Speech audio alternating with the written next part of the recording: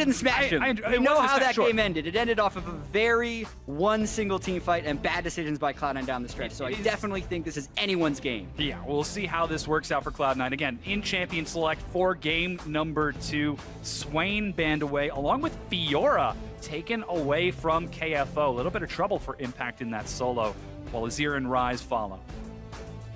Yeah, so the thing we were talking about earlier was Lucian as well. The thing is, Kindred needs to be banned if they want to keep that away from Meteos, so I think they just have to do that. Unless they're fine with banning Lucian and giving Kindred through, or just leaving a whole bunch of things up and seeing what they're okay with, because like KFO could play a Maokai. This could be a situation where Echo Fox tries to trade 2 power picks for 1. We'll see what they decide to go for. The last ban is in fact going to be Kindred. So that's locked in. That leaves Lucian open for Sneaky, but that Vladimir is still on the board as well. So a lot of power picks still flexing. We'll see who goes where as Reaper communicates with his new team, and Meteos kind of thinking about it like, we go for Sneaky then? Oh wait, that's also banned. Yeah, oh man, they banned the 2 junglers like always happens. And here's the interesting thing. I would not like this choice if they go for it. It's something they ended up doing on blue side in their first game against Immortals yesterday, when that had the value of potentially denying reign over his best champion. But there's so much still up here. I think the Lucian would be a higher priority. Maybe Sneaky is just really comfortable with a matchup against it, but at least to me, I think Meteos would have a big enough champion pool that he can play an Elise or a Gragas into a Rek'Sai and be just fine. Instead, they pick the Rek'Sai and give the Lucian over. Yeah, so that's Lucian locked in for Keith. KFO doesn't even hesitate. Echo is locked in. Could see that go to Froggen, but seems a little unlikely. It doesn't quite fit his play style of choice, and I'm actually a little interested to see how he's going to end up building them as well, because Huni, he's been doing some wacky things with that. Yeah, Huni did AP. We've also seen a fair number of tank Echoes. Seraph did it with Fervor of Battle if he's looking for some split pushing opportunities. And it's into an expected Maokai. I don't really see a world where Cloud9 doesn't want Impact on that champion because it's so powerful currently, and it's one of his favorite champions of all time. But maybe they want to do a big switch up. We'll see if they go with something more aggressive. Nope, there's the Maokai. Yeah, Maokai locked in. Let's not get too ahead of ourselves. But Bard going to be locked in for Bunny Fufu. The king of skill shots. Well, not the king. He's probably like the duke of skill shots in the bottom lane. His Thresh has been super legendary in the past. And Bard is another one of those supports who, I think it was like 6 or 8 months ago, Freak and I were talking and just saying, like, Bard might be the best support in the game. It's just going to take a while for people to master him. Because there is so much stuff you can do with Bard to really take over games, much in the way you used to be able to do with Thresh. I mean, that's still true with Thresh, but Bard just might be a little bit stronger right now. And it's exactly the type of champion that I would like to see Bunny Fufu master, because we've known he's been able to master those kind of fully kitted out supports that can do everything. And Bard can kind of do a little bit of everything. So it's a perfect pick for Bunny Fufu if he's mastered it. Now it's Echo Fox looking to answer again. That Karma, so very prevalent in the LCS. Well, mostly prevalent. And the Elise going towards hard. Very favorite pick for him. Yeah. He picked the Gragas last game. Didn't have a huge amount of effectiveness on it, but the Elise obviously can have a little bit earlier of a ganking presence. Also very good if you're chaining it with some other type of CC. So currently that's actually the only reliable form of CC they have. It's going to be a little tricky for him to lock them down, especially if Froggen goes with another type of wave clear champion. But Froggen will have the benefit of the counter pick, as we're about to see what Jensen locks in for mid. It's Bunny Fufu and Sneaky, and Jensen now picking their champions. Victor being looked at by Jensen. Some very strong wave clear, very standard right now, as Sneaky looks to head back towards that Ashe in the bottom. So big time initiation right there. They prioritized, well, they had to play against Wild Turtle, who prioritized Ashe in 2 of the 3 games yesterday.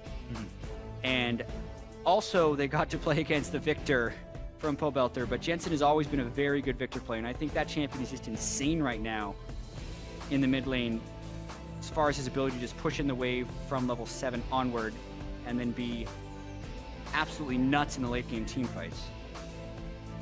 And we'll see if Echo Fox can juggle around that Chaos Storm as the game goes later on. As Cloud9 look very comfortable on their composition, it's up to Echo Fox to pick their last champion for their solo mid laner, Froggen. The veteran himself. Nivea is still available. He had some pretty good success despite a lot of pressure from Cloud9. This time he's up against someone with a bit more wave clear than a Vladimir on that Victor. Looks like it is, in fact, going to be Vladimir. Let's do it. Yeah.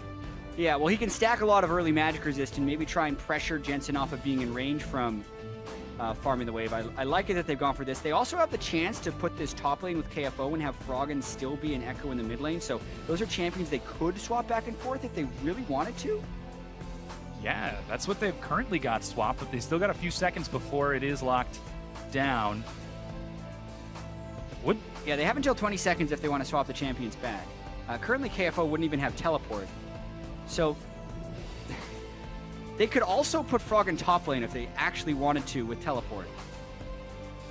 They can't swap back anymore. It's going to be the mid lane Echo. Yeah. But Echo. my next question is whether or not they're just going to put KFO mid. Because he has no teleport on that Vladimir. Yeah, we will see where they end up going as these champions are now locked in and everyone is getting ready to load onto the Rift. Cloud9 looking for revenge and possibly to bring this to a Game 3 as the coaches shake hands. We are getting ready, but make sure to update your Twitter votes. Use hashtag Cloud9Win, C9Win, or hashtag FOXWin. We'll check in with your responses in just a few minutes. And let's see if this game has as explosive an ending as the previous one did. Yeah, and what kind of tricks does Echo Fox have up their sleeve? KFO with no teleport on Vladimir. Maybe he'll be going into a side lane just because he wants the double move speed summoners. But those are mid lane summoner spells. Like, those are great mid lane summoner spells if you're Vladimir. Yeah. Also, just do like Cloud9's team composition. Huge amounts of initiation once again. This time, instead of having move speed that can get trapped up in stuff like Zyra plants, they're just straight up Ash arrows, stuns, and harder versions of crowd control, which could hopefully give them a little bit more reliability. And look at the way they're passing into base. This is KFO being mid lane. I knew it! Heading towards the top lane, KFO trying to see if he can flex into Jensen's Victor. The pro team swap. This is when you queue up in dynamic queue and it gives you a role and it's like, I really want to admit, hey man, you care? Yeah. You care if we switch? A lot of the time, people will actually be okay with it if you queue for something and just ask nicely and see if they can play the role. And then you just get a lot of teamwork going and good jives coming into the game. But to do it on a professional scale, like to take a guy who's only played professionally as a top laner for KFO and then to throw him mid lane against Jensen, like, that's bold. Yeah. That is really bold. Well, I need to make sure it's still Froggen sitting in that chair. Yeah, it is. Yeah. He's taking fervor for a split push. Yeah. On Echo. You're not allowed to account share in LCS. Yeah. You have to play on your own machine. You're not allowed to account share in general. Oh, yeah. But also not in the LCS. Especially not in the LCS. That's what substitutes are for.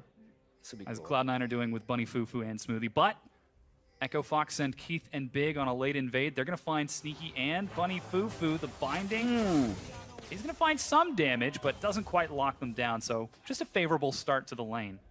Yeah, Echo Fox just poking their heads in. They wanted to make sure they could deny the Gromp since they weren't doing a camp start themselves, but not the greatest start to the lane once again. And Ash, at least at level 1, can do pretty decently against Illusion, especially if Big is a little bit too low to get that. And that Bart stun by Bunny is just, it's a good start to the lane. There's the Cosmic Binding that we were looking for.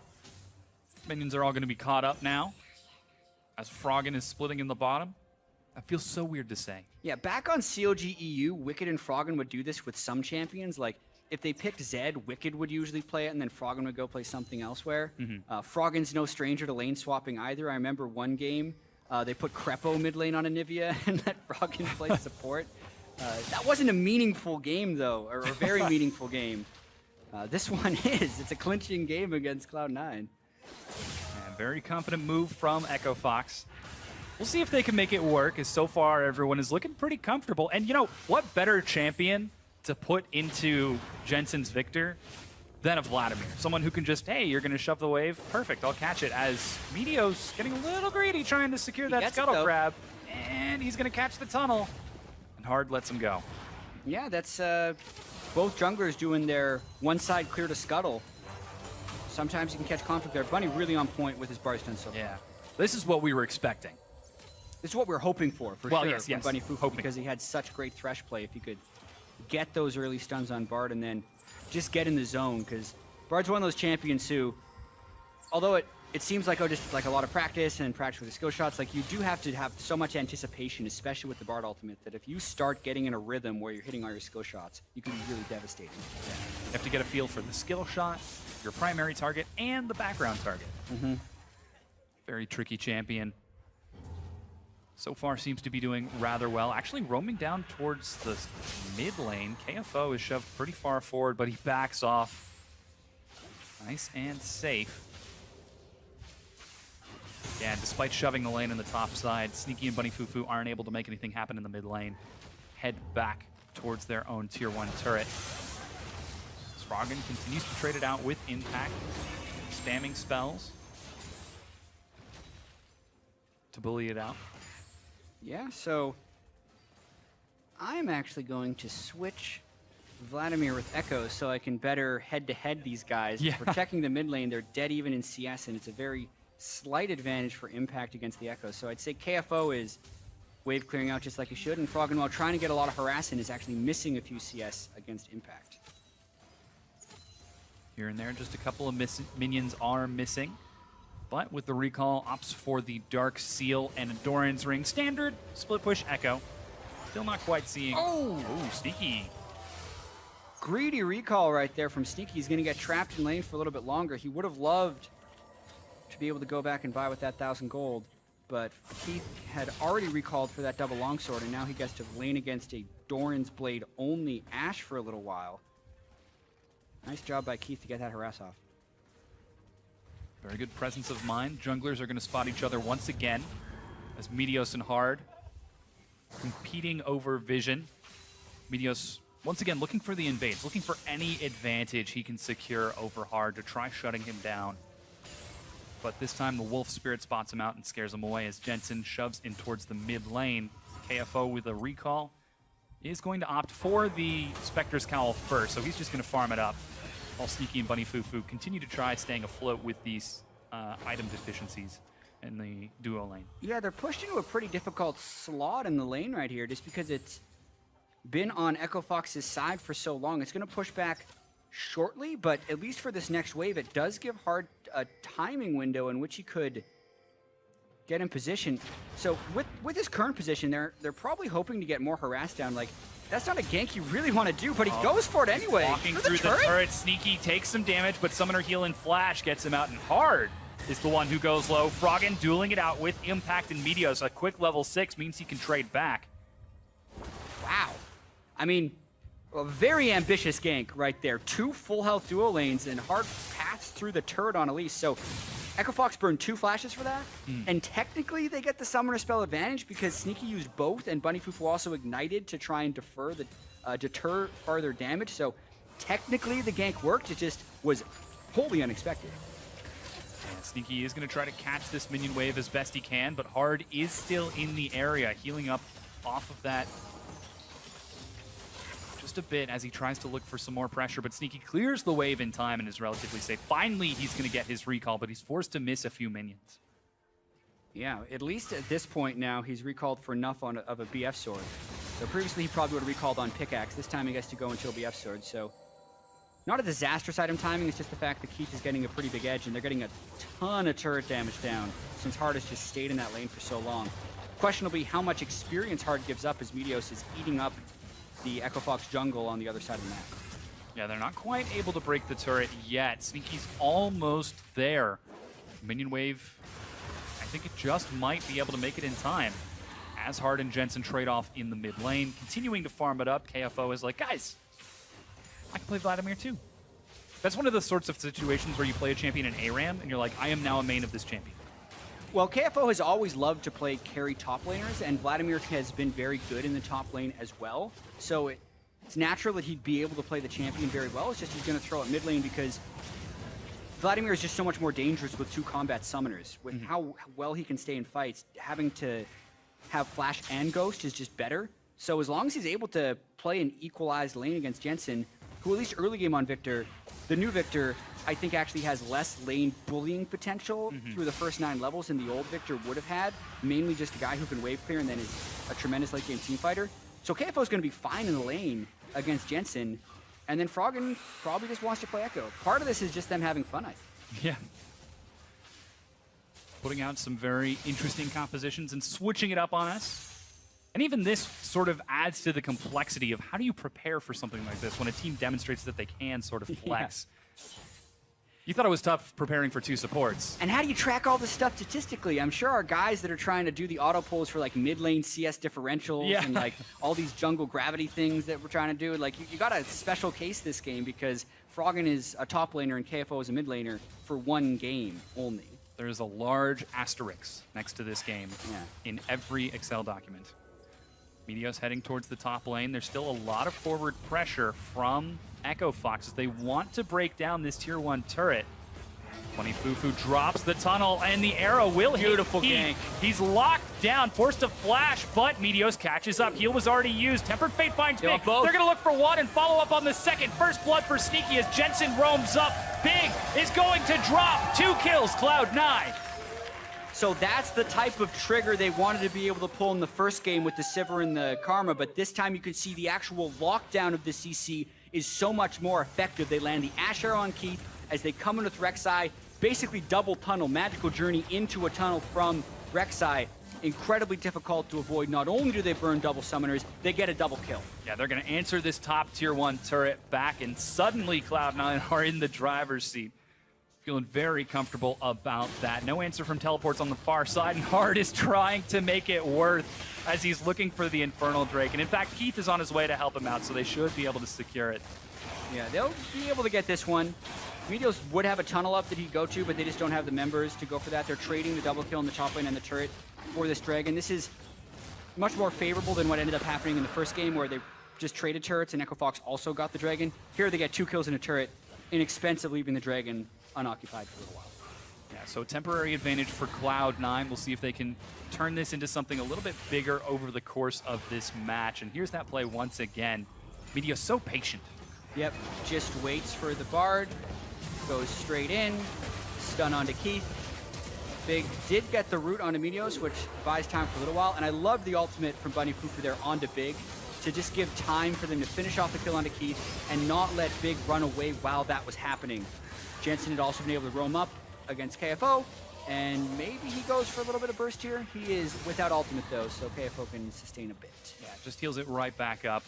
And as you'll notice, we did just swap KFO and Froggen on the items. Hey, now we can do direct comparisons. KFO has been doing fine as far as CS goes, but we do have to remember Jensen did spend some time roaming. So Jensen, I would say, is overall winning that lane presence-wise because he spent the time to roam and is still even to slightly up on CS. Yeah, some very large wave clear. Makes Jensen Victor a very difficult champion to lane against as he continues to pressure into this turret. Cloud9 send their duo towards the bottom. In fact, Keith and Big stay towards the top side of the map. Perhaps going to be looking for that Rift Herald for an advantage, but Cloud9 are going to answer back with some pressure of their own as 12 minutes in, we're back into the vision game. Because the dragon was taken, Keith doesn't necessarily need to be in the bottom lane, but it is very important for Echo Fox that they find a safe place for him to farm. The threat of the Ash Arrow, before anyone can build a QSS or have a Mikhail's on the Karma, is when it's at its highest point in the game. And Sneaky is 1 for 1 so far, so Keith and the rest of Echo Fox have to be very vigilant about where Sneaky is standing and when that Ash Arrow could be coming in. Oh, there's actually a teleport. They've got Keith. There's the binding arrow. Will miss, but here comes the rest of Cloud9. Remember, he doesn't have any flash. Gets knocked up. He's going to end up going down to Sneaky, and Big is going to follow. Even the recall from Jensen as he picks up another kill. It's 4-0 for Cloud9. So nowhere is currently safe for Keith, but he was also in a really poor position right there, walking through the river instead of just walking safely through the laner jungle. But the teleport came in from Impact. Like, these are just piles of players that they're trying to throw onto Echo Fox. I think the arrow actually would have missed, but Bunny Fufu ends up catching him with the Bard ultimate. That gives time for Meteos to arrive, as well as Impact's teleport to finish channeling. And Big was kind of going down to help out Keith, but the teleport had been going in behind him. All those wards had also been able to put before the play happened by Meteos. So the Sightstone paying off early for Meteos this time. This game he has gone Sightstone before completing his Cinder Hulk, and they're using it to pull off some TP plays. So a lot of game-by-game adaptations by Cloud9 to make this much more well-executed in the first 15 minutes. And this is what we expected from the more flexible Smoothie versus Bunny Fufu and their new coach. So already seeing adaptations bodes well, as Echo Fox did secure the Rift Herald. Trying to see who that ended up going on to. I think that's Froggen who ended up getting that Rift Herald. Yeah, I mean, it's a top laner or jungler buff, typically. Yeah. Froggen is the one that has it. He's going to be split pushing against Impact. Hopefully gives him an advantage throughout all of this. Yeah, that glimpse of the Void stacking up. So he's going to have that until the 34-minute mark. Since they picked it up at 14 minutes, it is a 20-minute duration. Although the item breakpoints are favored in Cloud9's favor at the moment, and the 4,000 gold lead is not to be ignored, even if Echo Fox does have an Infernal break. So much more control this game than last for Cloud9. Some harass from Keith and Big as they're trying to answer back the kills that they lost. And once again, Jensen playing towards that duo lane in the bottom. Impact, in fact, was heading down there, and now he's going to swing back up and catch the wave. Froggen is shoving on the opposite side, but that next dragon's up in 90 seconds. That's going to be an Earth Dragon. Very high priority. So far, the vision is split, so duo lane's going to stay there. Teleport available for Froggen, but there's action as Big finds a snare. Oh, nice stun. Bunny They're going to turn it.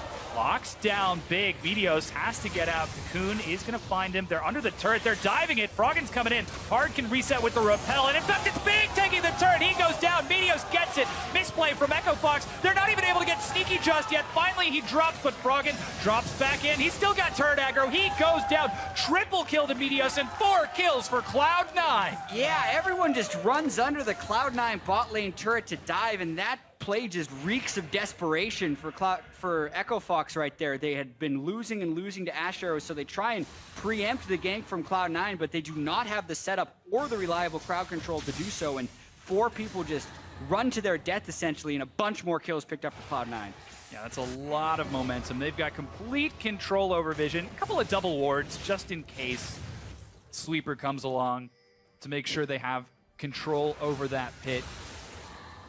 Here that play is once again. Exactly. So Hard is in the brush, but like they haven't even spent the time to burn the summoners before for Cloud9. They flash just to get a flash, and then the double stun comes around and Meteos is there. Like, this is when you should call it off. You tried your gank, it didn't work, back away, but they burn the teleport in from Froggen. He thinks they can go. Great CC chain there by Cloud9 to catch Big under the turret. They blow up the duo lane yet again. Sneaky does go down at the end of it, but by that time, Jensen's able to come down, and Impact didn't even have to burn his teleport right there. So the Ash Arrow will be back up very shortly. A teleport will be up until Impact. And again, Cloud9 could actually do a proactive initiation, even though they were great at playing reactively to Echo Fox. They have all the options right now. All the cards in their hand. In fact, they now have control over that Dragon Pit. Shoving out in the bottom lane means they might be looking towards that objective. As Impact was headed towards that side of the map. Froggen will pull him back by shoving away, but again, Froggen has no teleport. Meteos, you got the ward down, but not quite sure that's what you wanted. I think he wanted it to stay a little bit longer. Drops even another ward. He found him. It's a trail of breadcrumbs. He now knows where the pink ward is. He's just playing with a lot of confidence right now after that triple kill. Arrow goes wide. Echo Fox competing with the vision as best they can. Froggen dueling with Impact. Here comes Jensen to catch up. Gotta try to burst him down. There he goes. Drops the chrono break nice and quick. And there's a flash from Impact. He chases over. KFO can't make up his mind. Froggen running for his life, and he's deep in enemy territory now. Cloud9 can't make up their minds either. There goes a... Ooh. Buffered. Repel for Hard. Gets him out. No kills, but that was close. Yeah.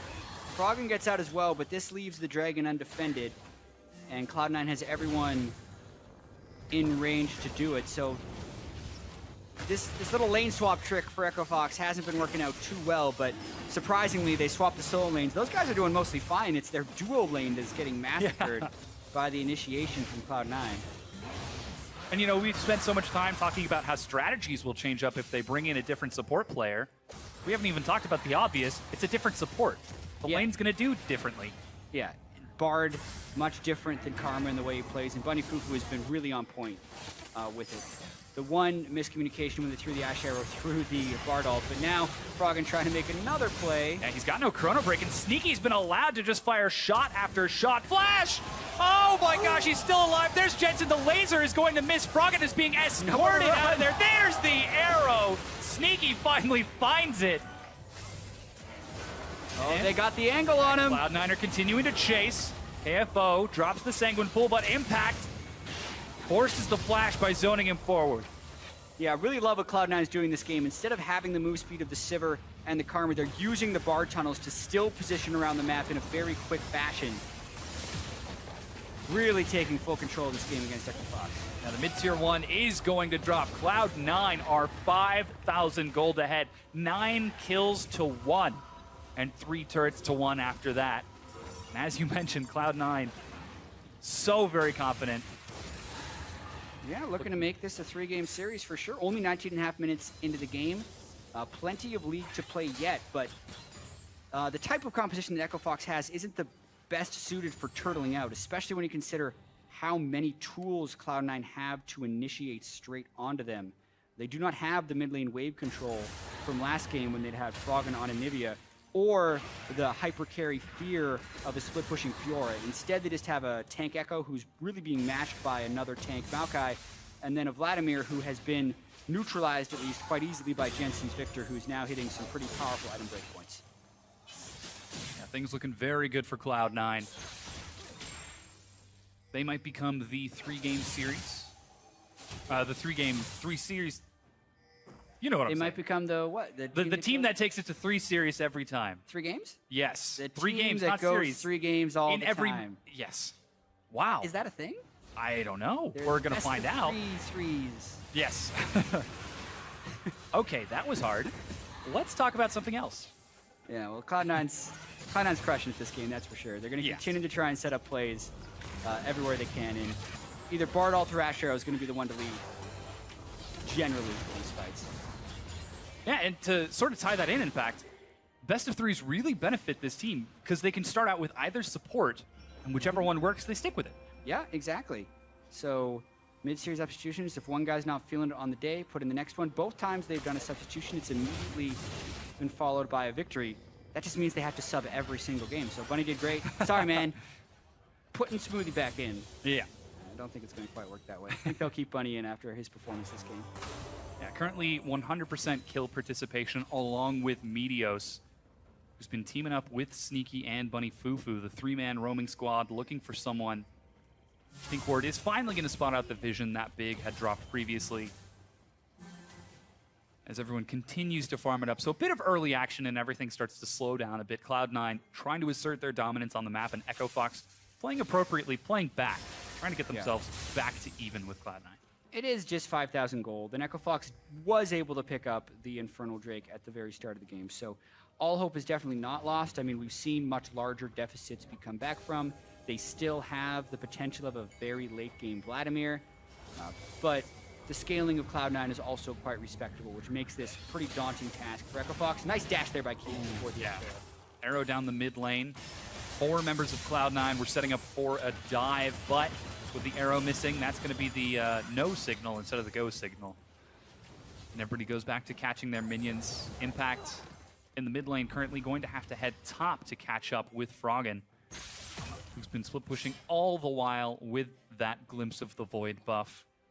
He's still got about 10 minutes left on that, maybe 11. Yeah. That thing lasts forever. That's 20 minutes. That's the most underrated part of the buff, because you'll think you get it and you won't necessarily feel like it's doing that much for you, but it's just straight up damage reduction for 20 minutes, as well as giving you more damage in solo situations. So Froggen's real happy to have that, but he hasn't really been able to do much with it. Impact hasn't been fearful. He wouldn't been in danger of dying to a Maokai anyway on the Echo. So like we said, this lane swap has been so-so. Yeah. Nothing great. Hasn't been a disaster. Well, we've still got a lot of game left. As you mentioned, a lot of league to play through. Till the Nexus drops, it's not over. Blue buff once again. Let's see if he gives us a little dance on his way back. Yeah, instead he'd rather pick up these minions in the mid lane. Give him a quick little gander. And now he's going to go for it. Yeah. Meteos currently tanking it, so no way we're going to get a dance from Blue this time. Sorry, guys. And everyone's just taking their time, continuing to work towards those item breakpoints and spiking harder than the other team can. Now, Dragon's going to spawn in about 30 seconds. This is another Earth Dragon. Cloud9 would love to have that. Yeah, and Jensen's reaching that point in the game where Victor can be such a monster in team fights. Triple upgrade on his Hex Core. Gives the extra move speed on his ultimate, which, as we've mentioned plenty of times, was changed to do pulsing damage. The burst isn't nearly the same, but then every 2 seconds, it basically bursts you. Every 2 seconds, and it will stick because it's moving faster thanks to the upgraded Hex Core. Rylai's may be Jensen's next item if he wants to really make sure, or if he just wants to blow people up, he go for a death cap or a Lumens. Either way, Cloud9, because they're big gold beat and map control, get to take this Dragon in. Yeah. Echo Fox not even going to try. Don't want to take any chances and give up more than they need to. Dragon is secured. Number 2 for Cloud9. And everyone returns back towards their safe positions, continuing to fight over vision. Cloud9 quite intelligently recognizing they don't have vision of the Baron Pit. Yeah, making sure Fox can't rush it. Yeah. Although Cloud9 would have the ability to 2-man Baron or to 3-man Baron because of the double Mountain Drakes. 20% true mitigation, pre-mitigation true damage will basically force Echo Fox to either concede it or really run in headfirst for a fight. I think that's where eventually Cloud9 is going to attempt to win the game, is around the Baron Pit, probably with picks rather than just a Baron rush. Echo Fox trying to prevent that from happening and reclaiming vision on their own. With that Dragon just going down, no other neutral objectives. All they have to do is maintain vision and prevent that from happening, and they'll be safe. Impact. Catch them with a stun. Eats a stun and heals it right back up. Yeah. That'll do it. I don't really feel like Froggen's got a way to kill him. Still doesn't even have his Iceborne, so even if Impact wants to run away, he's going to be able to run pretty easily. Once again, Cloud9 not taking any chances. As a mobile unit, they contest the vision, not sending in any single person, not letting a support overextend and die face-checking. Continuing to play this vision game safely so that they don't get caught out, while Impact and Froggen split off on the far side. They both have teleport, so if anything were to happen, they would be able to join up, but it seems like for now they're content not to. Yeah, Execution's Calling being completed on Siki, that's exactly what they need against KFO's Vladimir, but yeah, like we were talking about, this Baron is what is going to hopefully draw Echo Fox out from their base. And even though Cloud9 can kill it quickly, I think the threat of them killing it quickly is what Cloud9 will want to use to land the right initiative. Yeah, it's 4v4 in the mid lane, but nothing's quite happening. Again, Impact and Froggen are going toe-to-toe, but nothing's going to come of it. The red buff is secured. Meteos actually drops the Chilling Smite. He does have another charge of his Smite stacked up, so it'll be up in about 7 seconds, so no concern there. In fact, they were buying time for the top minion wave and to crash into the tier 2, and with all this vision, they're able to get some damage on it, but a culling clears out the wave. And Cloud9 back away. Yeah, I really want to see more decisiveness for Cloud9 right now. They have had such a big lead. It was 6,000 a little while ago, but it's shrunk to 5,000, and they have the 2 Mountain Drakes, so they should be doing the Baron or forcing it right now. And it's taking them a little bit too long to do this play. Impact is now waiting in base. And instead of rotating mid lane, Cloud9 should be going immediately to Baron and just doing it. They know Froggen is low. He couldn't have made it to the Baron pit quickly. And they could have rushed it down. They'd also just pushed hard back in base and have wards in the jungle. Like, that was a Baron that Cloud9 put the prep work into, but just decided not to do, and they're not utilizing their Drakes. Yeah, Yeah, some hesitation showing from Cloud9 as they're taking their time with this match rather than trying to force anything from happening. And again, the vision gets cleared out for Echo Fox on their own side of the jungle as they try to reestablish the ward line. Yeah, we say they're taking their time, but they're actually just losing their lead. If they're not going to utilize having double Mountain Drakes, then what's the point of getting the Drake in the first place? Echo Fox was down 6,000 to 7,000 gold. Now they're down 3,500 gold. And as the game goes later, the stats they gain from Infernal Drake are actually equalizing the gold lead. So we have this 9-kill-to-1 Drake game where Cloud9 should be up in Dragons and should be reaping the rewards from all their kills. But if Echo Fox gets a 5v5 team fight, they might win it. Yeah, balanced in items once again, very close. Meteos is going to try trading with Hard a bit, but just bullies him away as he drops another ward on his own. Bunny Fufu's continuing to sweep out ward after ward. Looks like it is going to be the Rylai's picked up for Jensen as he's now grouped up with the rest of his team. They've got vision of the pit right now. Impact once again recalling, sitting in base. This is the Baron play. And they can kill this so quickly that they need to eat. And they actually don't even have the deep wards for Impact to teleport in on right now, but they're going for a fight. This is the 5v5. Impact's behind. Here we go. Oh, Arrow finds Big, separating him. Oh, the Tempered Fate will reset onto Keith. He's chased up and locked down. He will go down. No, he flashes on the far side. Impact is in the front as it's Chaos. Meteos trying to get some action, but he's so low, forced to back out of the fight. Impact finally going to slay Keith as Sneaky has been untouched. It was a 5v5 as everyone teleported in, but oh, Jensen is going off. He finds a kill on the far side. It's 5v3 right now. And they were able to catch Keith, and the amount of CC chain that Bunny Fufu put down onto him was absolutely massive.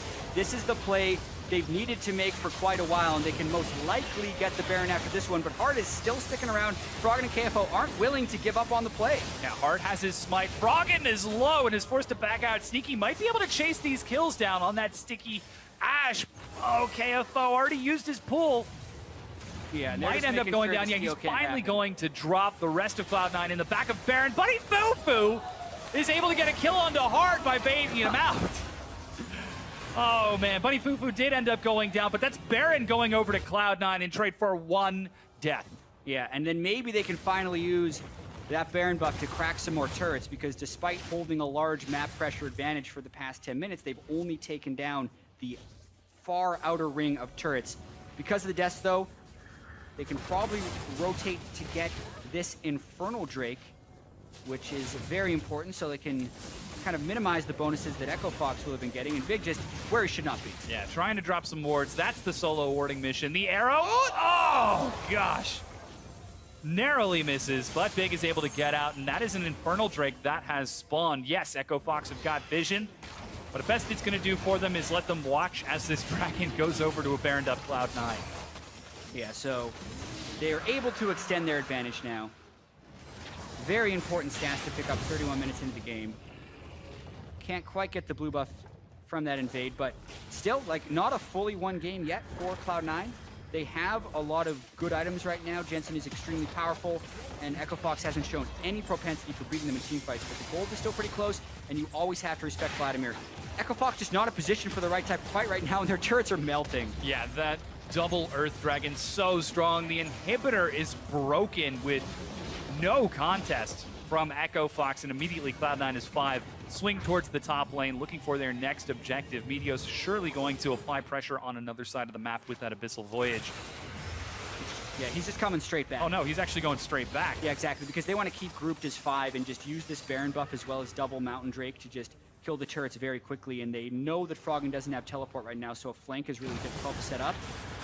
Echo Fox is going to try and force a bit, though. Yeah, Froggen will tag Meteos, but the full tank build paying off as he takes barely any damage. Bunny Fufu is in the front, trying to zone away while the rest of Cloud9 destroy the tier 2 so quickly. They now collapse onto Froggen. Jensen will catch up with a laser. They've left Sneaky all alone, but he's totally fine with it as KFO tries to go for a flank, and Impact and Meteos are diving so deep. Cloud9 are not going to be stopped. They get a kill onto Froggen, but this is not the end of the push. Yeah, this is more like it for Cloud9. They still have 5 people alive. They've killed Froggen. They have the Baron up still, and they catch Keith again. Yeah, an arrow onto Keith. He is destroyed. Flash from Sneaky. Doesn't even need that turn aggro. That's going to be another kill onto KFO. And that's still 4 members of Cloud9 shoving forward with Baron buff, with a large minion wave. They're going to take this inhibitor. Let's see if they decide to continue pushing forward. They are going to. It's up to Big and Hard to keep themselves in this game. They are not going to, and Cloud9 are on the Nexus turret. They're on the Nexus itself. They're going to take us to a Game 3 against Echo Fox. Yeah, and overall, very well played by Cloud9, especially from the duo lane and Meteos. The way that they worked around that lane and completely took Keith and Big out of it. There's that curveball. Sometimes you can get a little flustered if you're like, man, why is KFO going mid lane? Why is Froggen going top? But Cloud9 is just like, we don't care. The champions are exactly the same. We're just going to play this like we would a normal matchup. Let's camp bottom lane like our team composition says we should. And even though I think it took them a little bit